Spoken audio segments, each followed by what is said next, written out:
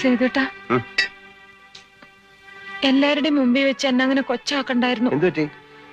എന്നെ മാറ്റി നിർത്തി സ്വകാര്യത്തിൽ പറയായിരുന്നില്ലേ സാമ്പാർ മോശമായിരുന്നു? അയ്യേ, ഞാനൊരു തമാശ പറഞ്ഞല്ലേ. ഒന്നുമല്ല, പണ്ടത്തെ ആളൊന്നല്ല ഇപ്പൊ സേതുവേട്ടൻ.